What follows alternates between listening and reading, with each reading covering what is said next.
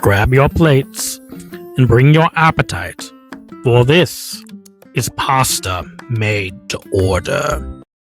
Welcome, everybody, to Pasta Made to Order. This is the show where I take your suggestions and your prompts and turn them into full-fledged pastas. In addition to trying to bring your suggestions to life, I also try to capture the spirit of whoever made the suggestion, making it feel more like a collaboration. And who better for the first prompt than the legend himself, Creepy Oz, who wrote the first paragraph to this story and gave us a great jumping off point. I hope you all sit back, get comfy in bed, and enjoy the waking hour. I live with a terrifying curse. Whenever I fall asleep, I don't know where I'll wake up. Most times, I simply wake up in my own bed. But sometimes, I wake up elsewhere. I never know where I'll wake up, and I never know when it's going to happen. I can't stop sleeping forever, as much as I try to delay it as long as I can, but eventually, I'll just fall asleep, with absolutely no idea if I'm gonna wake up in my own warm bed, in another country, in the forest, or in the middle of the goddamn ocean. Now, I know what some people might be thinking. Somebody's been hitting the bottle a little too hard, but you would be wrong. I haven't had a drink since I was 20 years old. My friend Mike and I were out in a bender one night. He was driving us home and he crashed into a hydro pole and wrecked his car. We got very lucky that no one was seriously hurt. But after that night, I stopped drinking and I never saw Mike again. My sleep issues lie somewhere else. I've been to just about every type of doctor imaginable, and none of them can find a cause. I've done multiple sleep studies, but of course, the issue never arose while I was there. Eventually, they just gave up. Though I really didn't want to, I finally broke down and talked to a psychiatrist. They actually gave me some solid advice. They said that sleep is the subconscious's playtime, and that sleepwalking is sometimes caused by the subconscious taking the body where it secretly wants to go. She recommended keeping track of where I wake up and trying to piece together what I was doing during that time. This was actually a very reasonable idea, and I was set to put it into practice. Then she asked me the question that I was dreading. Is there anything else I should know? I knew this question was coming, but the problem was I didn't know if I could fully trust them. One letter from her, and I could be put on work leave, which is something I simply couldn't afford. So I told her that I sometimes felt like I was being watched. A half-truth that seemed to satisfy her, as she said that that was fairly common, and we ended the session there. The feeling of being watched was true enough. Many times when I'm walking through the streets, I feel like there's someone walking right next to me, or directly behind me. I look around, and of course nobody's there, but the feeling persists. I feel it sometimes when I'm watching TV, or even in the shower. It's simply a feeling that I am not alone. What I didn't tell the doctor about were the voices. Ever since I started having these strange awakenings, I've been hearing voices. At first it was just inaudible gibberish, but every now and then, when it was extremely quiet, I could start to make out words. It was always the same ones. Blood and death. Those whispers unsettle me greater than the lack of sleep. Last thing I need is for someone to think that I'm some weird psycho about to go on a rampage, so I kept it all to myself. I tried the doctor's idea of logging my waking experiences. Here are some of my recent incidents and what I was able to find out. April 17th. I woke up at about 4 a.m. in a McDonald's dining room. I was extremely embarrassed, but I asked the girl at the front counter about my time there. She calmly said that I came in around 2 a.m. and ordered a strawberry milkshake. Then I simply sat in a booth and hummed to myself for a while. I apologized to her for potentially creeping her out, but she said it was actually one of the calmer people to come in the middle of the night. I thanked her and left. I don't know what my subconscious was smoking, but I absolutely detest milkshakes. May 25th. I woke up in Simcoe Park by the water with my throat on fire.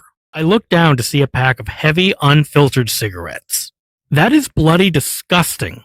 I've never been a smoker in my life. Between this and the milkshake, I'm not entirely unconvinced that my subconscious doesn't want me dead. June 17th. Today I woke up on the benches of a nearby baseball diamond. I was drenched in sweat and covered in dirt. From the looks of the tracks in the field, I would say that I've been running around the diamond multiple times and sliding into the bases. At least I got some exercise. Maybe my brain isn't trying to kill me after all. July 1st.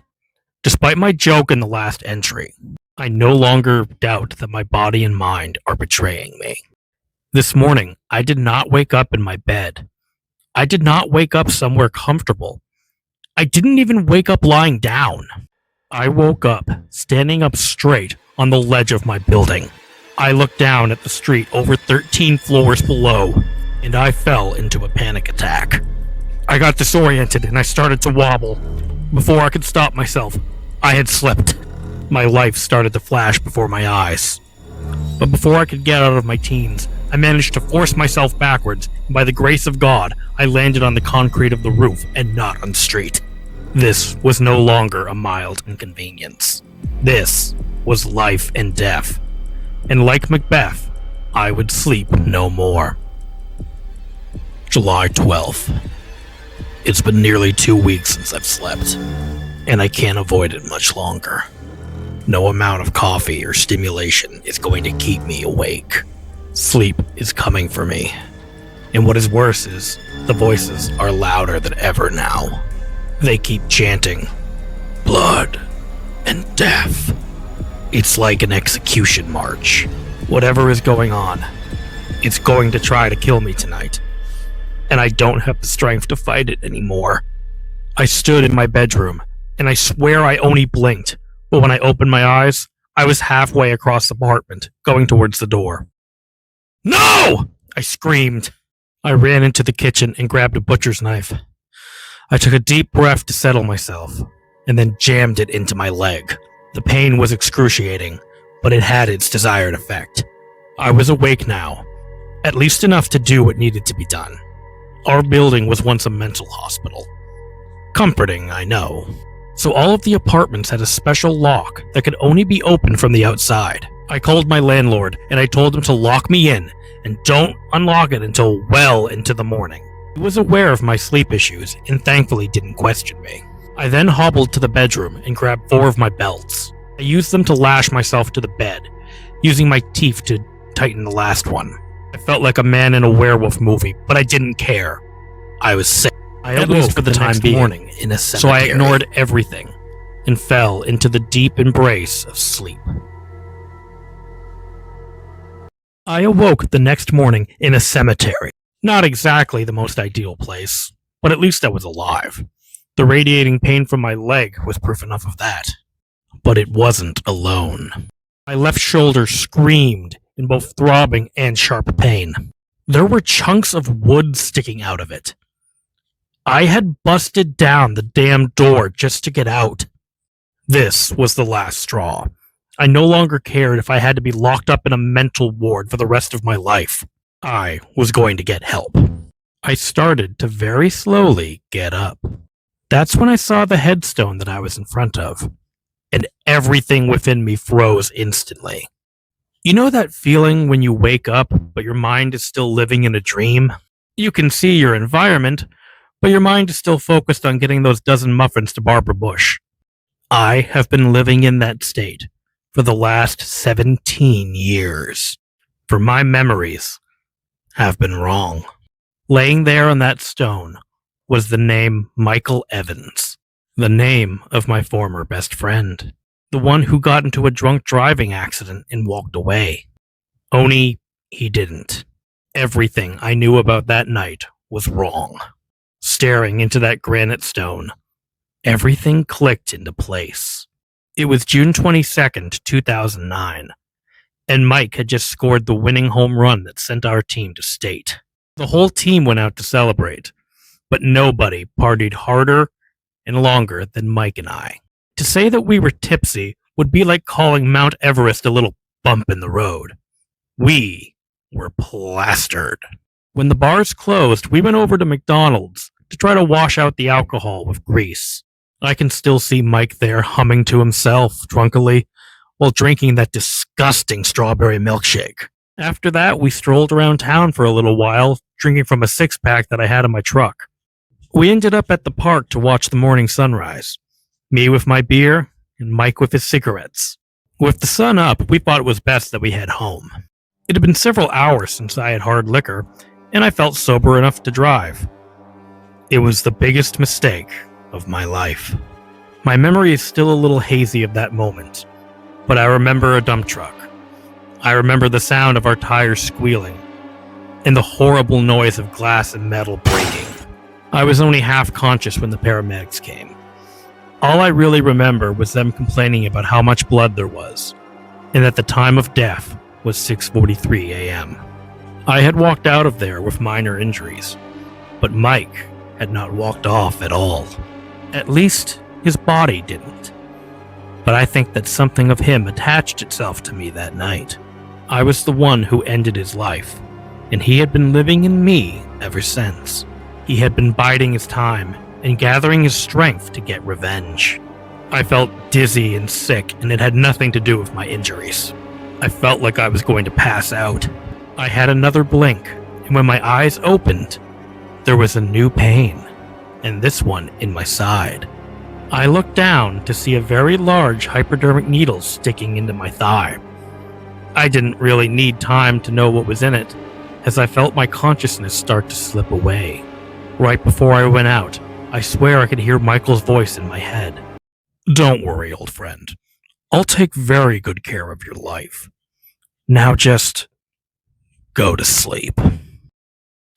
Thanks for the amazing prompt, Oz. Our next prompt comes to us from, and I am gonna butcher this, I apologize, Dubach the Keeper, who I just call Keeper. His prompt is, he wants a story about a cursed watch. There are more details, but I'm gonna keep them secret for now to avoid spoilers. So sit back, relax, and enjoy Eyes on the Time. Time, fate, history.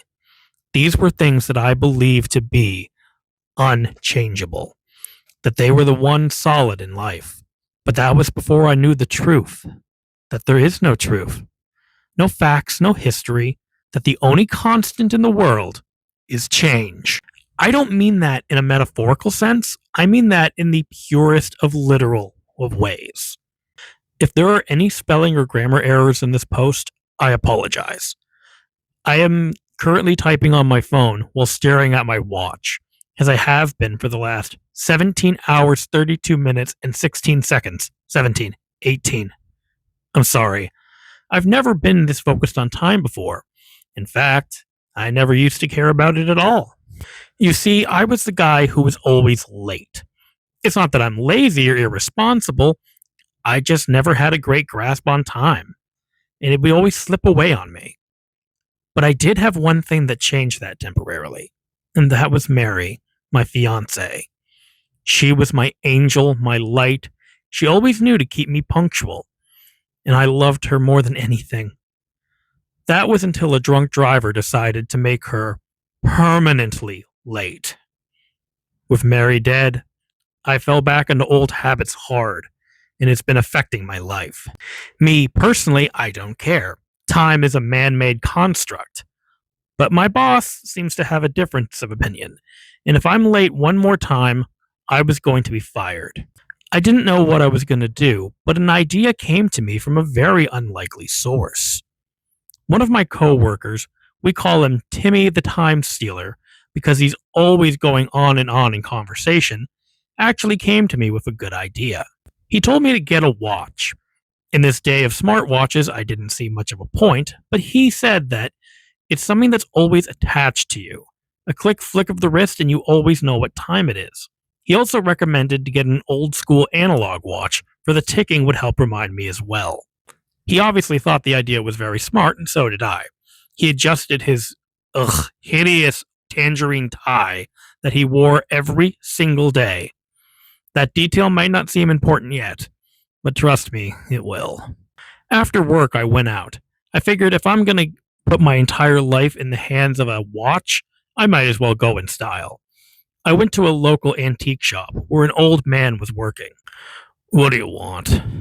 "Oh, hello, I'm looking for a wristwatch, sir." "Target's down the street.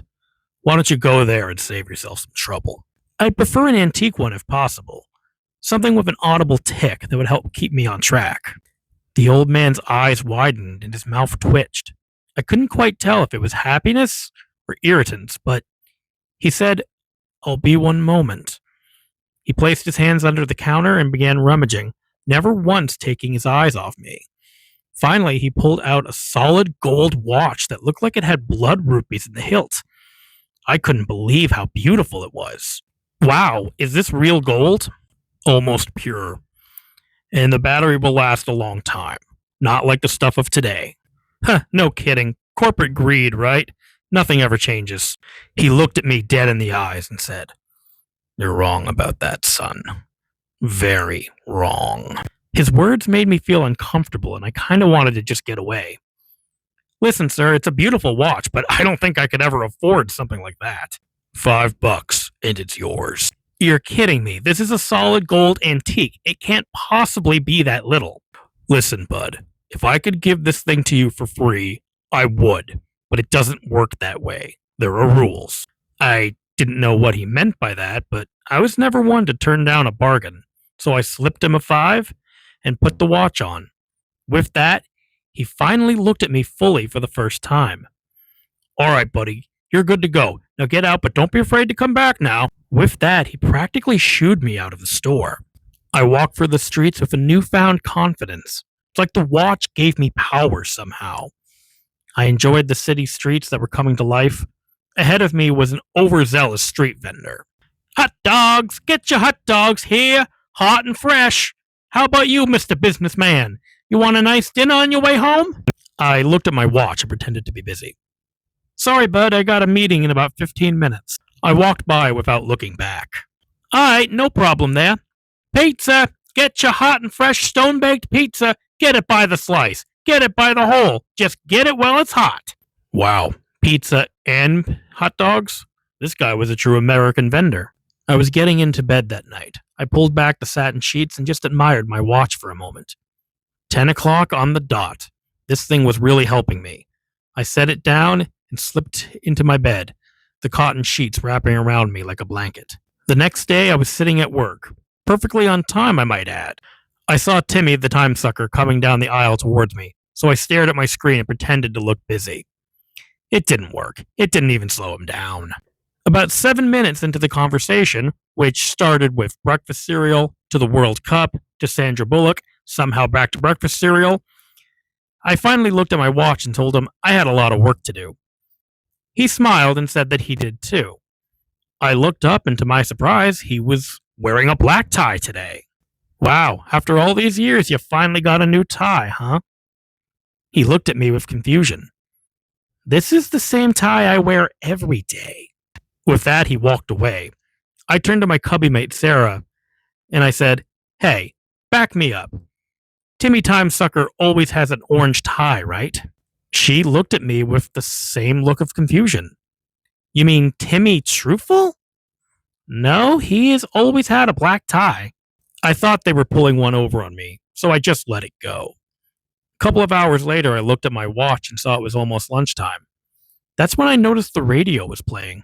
It was playing Avril Lavigne's Skater Boy, but something was different. She was singing Skater Girl instead. "Oh God, are we gender swapping songs now?" She looked at me sternly. "What are you talking about?" "I mean, this song. The original is called Skater Boy." She shook her head. "This is the original, and it's always been Skater Girl. What are you on about?" She walked off towards her lunch, and I was left confused. So I went to my computer and looked it up, and sure enough, Skater Girl. I had heard of the Mandela effect before, beliefs that something in our world has changed over time. I think most of it's nonsense. A single letter in a word, and people will lose their minds, but this was different. This felt very real. I decided to look on the Wikipedias and forums and to see if anyone else had noticed this phenomenon, but no one had. I seemed to be the only person on the planet who remembered Skater Boy. "Now that doesn't look like work-related material," a cold voice from behind me sounded, and I let out a sigh. I knew who that was. That was our floor supervisor, Brad. Now, Timmy could be annoying, but he was relatively harmless and overall a decent person. Brad, on the other hand, was a certifiable asshole. The guy gets a junior promotion and it goes straight to his head, inflating an already bloated ego. I didn't know you were so into 2000s girl pop. Well, now I know I can get you a Pussycat Dolls for Secret Santa. Oh, who am I kidding? You probably have them all already. I let out a sigh. What would you like, Brad? Oh, nothing. I'm just doing my rounds, making sure you're doing your work, which you aren't. And this is why you're a desk jockey. You're never going to amount to anything. Although I will say, you have a good taste in watches. That's really nice. He walked away, and I had to resist the urge not to extend my middle finger at him. I walked home in a daze. I really wasn't sure what I was feeling. My neighbor Frank was out waxing his car. He called out to me. Hey, Jim, you okay? You look a little sad today. Yeah, I'm fine. Just a weird day, I guess. Think I just need a good night's sleep. I went inside and tried to convince myself that it's just a song lyric. It's no big deal. I woke up the next morning, a little groggy, but more clear-headed and rational. I got dressed and checked my watch on the way out the door. A little later than yesterday, but still plenty on time. I walked outside and I saw a woman tending to the garden next door. I've never seen her before, and I didn't think that Frank was married. The woman, however, looked at me with familiarity and gave me a friendly wave. Morning, Jim. On your way to work? Yeah, hi. Are you Frank's sister? She gave me a look of confusion that I was really beginning to hate. Who is Frank? She asked. The man who lives in this house? The woman just shook her head. Jim, it's me, Carol. I've lived here for 6 years. I was friends with Mary. Oh, I'm sorry to bring her up like that. I miss her all the time. She was such an angel. Carol's name hit me like a ton of bricks and successfully took all the fight out of me. Yeah, she was, I said, and I went off on my way. All the way to work, my head was in a mess. Getting a song lyric wrong was one thing. Getting an entire person wrong was different. I know Frank lived there. I used to play pool in his rec room. He would watch football every Sunday, even watch tape games during off-season. I didn't just make that up. I sat at my desk blank face all day, occasionally catching glimpses of Tim's new tie. None of this made sense. Was I losing my mind, or was it the world that had gone crazy? I checked my watch to see how long until my day was over. But when I looked up, my desk had changed. We had always used older than Christ Dell computers here. But when I looked up, there was a brand new laptop. A quick survey of the office showed we all were using brand new laptops. The computer wasn't different a moment ago. Of that, I'm certain. Everything changed when I looked at my watch. That was impossible, but all these changes seemed to happen right after I looked at my watch. Could the watch have some kind of power? I mean, it sounded crazy, but everything was crazy right now. I don't know what would normal be. It looked just like a watch. Fancy, sure, but a normal, everyday watch. You know, staring at it won't make it move any faster, Brad's voice said behind me. I sighed and apologized. If you don't want to get fired, Jim, then I suggest you... What are you doing here? He was now looking directly behind me. A sweet female voice drifted from over my shoulder. Well, I just had to stop and see my man. Everything in me stopped because I knew that voice. I turned and there she was. Mary. She looked exactly as she was the day I last saw her. Despite all the craziness, the powers that be have decided to give me a gift beyond measure. I rose to embrace her, but she walked right past me and right into the arms of Brad. She planted a romantic kiss on him, and it made my stomach turn. The two noticed me staring at them. Oh, Jim, let me introduce you to my fiancée, Mary. I shook my head in rage. I know who you are. You're Mary Stevens, and you're my fiancée. She looked at me with confusion and pity. I'm sorry, sir, but I don't know you. I rushed to her and grabbed her hands. Yes, you do, and I know you! You always take honey and lemon in your tea. You hate cigarettes. You love old-fashioned French movies. You can't sleep without a pillow between your legs. Mary looked at me, horrified. Oh my God, have you been stalking me? Brad's arm thrust forward, and his fist slammed into my eye. His fist was painful, but the horrified look on Mary's eyes cut me like a knife. The next few minutes were a blur, but I soon found myself on the steps of my former work building with a really bad headache. I stared down at this cursed watch with nothing but hatred. There was no longer any doubt in my mind that it was responsible for everything. I ripped it off my wrist and began to violently stomp on it. It simply laid there unharmed. I dropped to my knees and began punching it as hard as I could. I didn't care what people watching might think. I didn't care if I was arrested and thrown into an asylum. All I cared about was smashing this watch. I punched it until my knuckles bled, but the watch didn't even have a chip in it. I began to cry, feeling so hopeless. But perhaps I had one final chance left. The old man who sold me the watch. He must know something. I grabbed the watch and started running as fast as I could. I began to grow worried as the day grew later, and I was afraid the shop might close soon. Out of complete reflex, I checked the watch, and I knew I had made a mistake. When I arrived to find the antique shop had been replaced by a Taco Bell. And according to the lady working behind the counter, they had been there for 5 years. Well, at least I got a good dinner out of it. I sat on a park bench downtown and repeatedly looked back and forth from the watch. I didn't care what it did anymore. It couldn't hurt me any more than it had showing me Mary like that. I watched Macy's become Stacy's. The yellow cabs turned to dark green. The Yankees became the Stars. None of it mattered anymore. And who knows, maybe if I did this enough times, I'd end up in a world where I could actually be happy. That was when I saw him. The antique store owner was across the street. He looked at me, and his eyes grew wide in fear and recognition. He knew. He rushed in the other direction, and I gave chase. He gave it his all, but I was much younger, and infinitely more pissed. It didn't take me long to grab him, shove him in an alley, and push him against the wall. What did you do to me, you son of a bitch? The man looked on the verge of tears. I'm sorry, but I held on to that thing for 2 decades. You've had it for 2 days, and you already look like you want to kill. Can you really blame me for trying to pass it on? I loosened my grip, but I did not let him go. So it is cursed? I asked. Oh, it's cursed all right. The watch is pure Sumerian gold. They were the first timekeepers.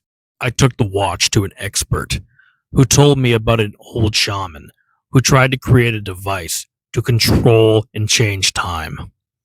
He only managed the latter. What happened next? I asked. I don't know. I made the mistake of looking down at the watch, and when I looked up, the expert was now a veterinarian, and I had a Shih Tzu. How do I destroy it? The old man shook his head. You can't. If you threw this thing off the Empire State Building, it would harmlessly bounce. If you put this thing in a safe and threw it into the Hudson, it would be back on your bedside table before you got home. Believe me, I've tried. You only really have one option, and it's the same thing that I did.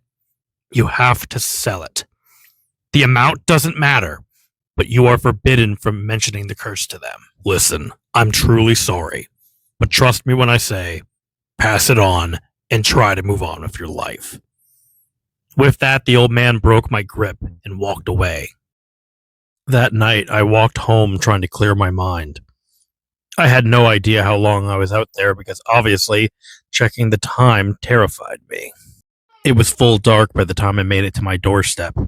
The lights at Carol's house, assuming she was still my neighbor, were out.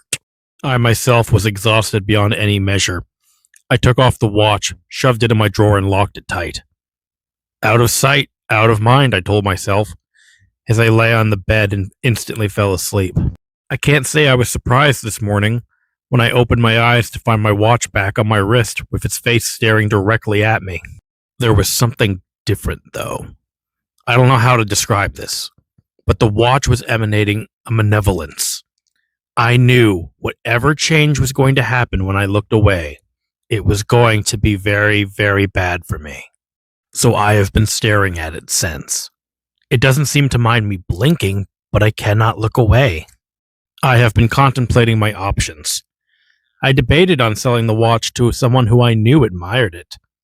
Oh yes, Brad would get quite the steal on this. But in the end, I can't do it. Brad may be a jerk, but he doesn't deserve this. No one does. I will not pass on the curse. This is my cross to bear. In all this darkness, I must focus on the silver lining. Mary has been given a second chance at life, and though it kills me to see her in the arms of another man, I wish her all the happiness in the world. I may have thought of one way to break this curse. If the owner dies without selling it or passing it on, will that end it? I don't know, but I have to try. To whoever finds my body, please honor my last request. Do not put on that watch. Sorry about the downer ending, everybody, but I can assure you, if you're feeling down right now, our next story will rectify that. Our final order of the night comes to us from King Jim 97, who wants me to write a story worse than exe.exe.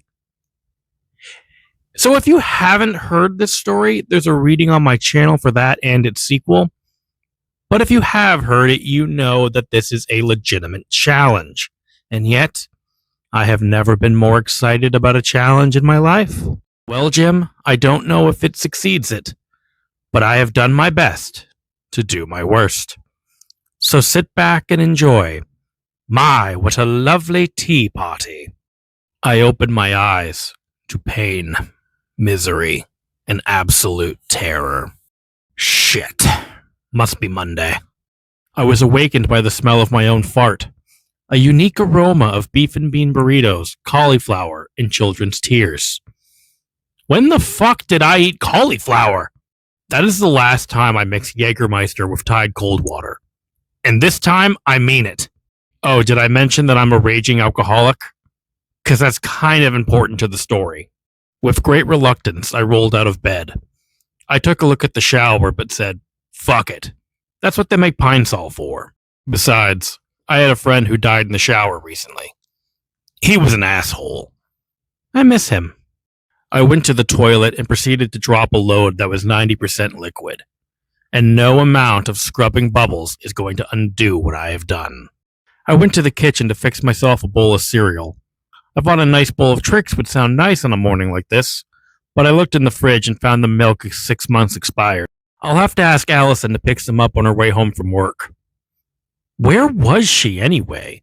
She's normally up watching The View by now. I don't even see her coat on the coat rack. Where is my wife? It was at this point that I remembered. I don't have a wife. Also, this isn't my apartment. I felt a tinge of shame, but also great relief because it wasn't my job to clean that toilet. Well, sucks to be whoever lives here. I'm off to work. With that, I threw on a fedora of whoever the hell lives here, rubbed some Pine Sol on my taint, and was out the door. The streets were empty on this foggy morning on my way to the tube. Oh, did I mention that I live in London? Because that's kind of important to the story. Where's my accent, you may ask? Fucking your mother. That's where. After crop dusting down Oxford Street, I decided to stop at Major Tom's Video. It had managed to survive where big chains like Blockbuster had failed due to an excellent selection and free popcorn. Also the fact that the Major will give a reach around to anyone for £5 out back. I only have £4, so this story's probably not going to have a happy ending. Morning, Tom, I called out. Hey, you're not allowed in here anymore after what you did to the toilet, Johnson. I don't know if my name is Johnson, but it sounds right. Johnson. I wonder if my dad's name was John. Oh, come on, man. I saved your life back in Korea. Knocking out Kim Jong-un after selling me to him as a sex slave does not count as saving my life. Are you alive? What do you want to rent? Do you have that movie that kills you 7 days after watching it? Dragon Ball Evolution? Yeah, it's in the documentaries next to Lord of the Rings. I'm not sure why. I grabbed my movie and made my way up to the counter. Oh hey, you still need to return your copy of Backdoor Sluts 9. I fought deeply to myself. When did I rent? Oh yeah, I had the mother-in-law over last week. I didn't know you were married. Oh, I didn't say it was my mother-in-law. I'm sorry about that. I'll bring it back as soon as I can. Just be careful out there. There have been a lot of disappearances here lately, and I don't want to lose my third best customer of adult films. Only third best, huh? I don't know who 1 and 2 are, but I'd love to meet them and shake their hands. You really don't. Well, either way, don't worry. I can take care of myself. With my new spanking material in hand, I walked back out into the foggy streets. I got a few blocks away when I felt my stomach rumble. I guess skipping breakfast wasn't the best interest for me. There was a Greasy Spoon Cafe across the street, but fuck that. I'm an alcoholic with a fetish for cleaning supplies. Not a loser. Still, my tum-tum had the rum-rums, and I needed to eat something. A lovely woman in a red coat stepped for the fog. Apparently, it was my lucky day. I strolled behind her, silent as a cat fart. She stopped to check her watch, and that sealed her doom. Hello, love, I said as I jammed the knife into her neck. Breakfast was served. Oh, did I mention that I'm a cannibalistic serial killer with murders in the triple digits? Because that's kind of important to the story. After dining on some ladyfingers, I made my way to work. I'm a junior executive in charge of ROP acquisitions at Sanders & Co. What does that mean? I have no fucking idea. I just walked in one day, took an office, and hoped they wouldn't notice. I've been there for 13 years, and I've been Employee of the Month 4 times. I spend most of my days just reading Good Housekeeping and wondering what my coworkers might taste like. It was dark by the time I left. The fog still thick in the streets. The atmosphere was almost too quiet. Most people would be afraid to walk the streets at night like this. But the night time is my time. It is when I truly come alive. It is when the world is mine. I strolled through the streets, whistling to myself as I went. From the alleyway came a shuffling sound, and I let loose a malicious grin. They had come. They always did at night.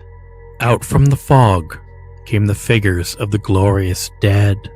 Their putrid scent of decay was like the sweetest of wines to me.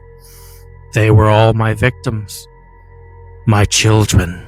They stood there in their broken bodies, staring at me. Their forms were green with rot. Maggots crawled in their wounds. They were all missing the limbs that I had devoured. Their eyes were black as the cosmos of space. Long tentacles erupted from their wounds. I tipped my hat to them, and those that could knelt before me. Oh, did I mention that I'm the human host for Cthulhu, Harbinger of Madness? Because that's kind of important to the story. I bade my children farewell and went home. After whacking it to the second worst anime movie ever made, I made myself a little drink of scotch and baking soda. Listen, I've got a problem. I admit it. Let's move on. With that, it was time for bed. I looked over the city, my kingdom, my dinner plate. Soon, the world will know terror like it has never known before, and I will feed endlessly. Then I lay on my bed and drifted into the sweetness of sleep. I awoke up at 3 a.m. to the smell of a fart that wasn't mine. The aroma was indescribable. It was like Taco Bell that had been left out for 2,000 years. Huh.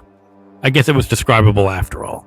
I looked up to see if I could find the mystery farter, and at the edge of my bed was a Sonic plushie. Oh God, tell me I'm not in a weeb's bed. They always taste like sugar, sweat, and shame. I stared at the odd doll for a minute. I guess that fart was yours? A raspy and infinitely deep voice responded, "Yes." Oh God, the baking soda is turning on me. "This is no dream or drunken hallucination, Johnson. I have come for you." I looked into his eyes, and there was something wrong with them.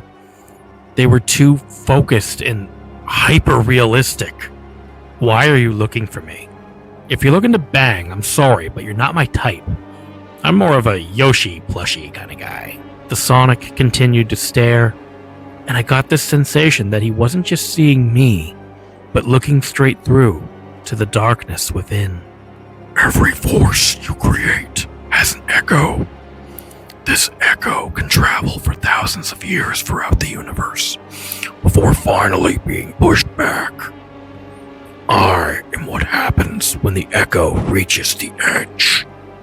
I am the answering wave. I am here to bring balance." I was taken aback. How dare this floofy bastard threaten me? Do you know who you're talking to? You have no comprehension of my power. The plushie smiled widely, and it actually managed to unsettle me. "You speaking of power is like a child speaking of great age. You have no comprehension of its true meaning." It was time for this plushie to get stuffed. Maybe 1,000 years stuck in a dimension of torment would do. I went to move my arm, but I couldn't lift it. I tried my legs, and they wouldn't respond. I looked back at the cursed doll, and his grin kept growing, widening. His mouth opened, and there was no felt, no razor-sharp teeth, just a void. Looking into that void was looking into infinity. I don't mean that figuratively, I mean literal infinite blackness. I looked one last time into those too real eyes. "What the hell are you?" "I am the Endless, and you are a speck of dust." As those massive jaws closed over me, I couldn't help but wonder, were those things really important to the story? Thank you guys so much for watching this. I had such a ball making this video, and it's something I'd love to continue to do, maybe once every month or so. So please, in the comments down below, give me your prompt. You can give me anything. First sentence, last sentence, a story description, a challenge. You can control the way I narrate it. The power is in your hands. Don't abuse it, but use it. And I will see you guys next time.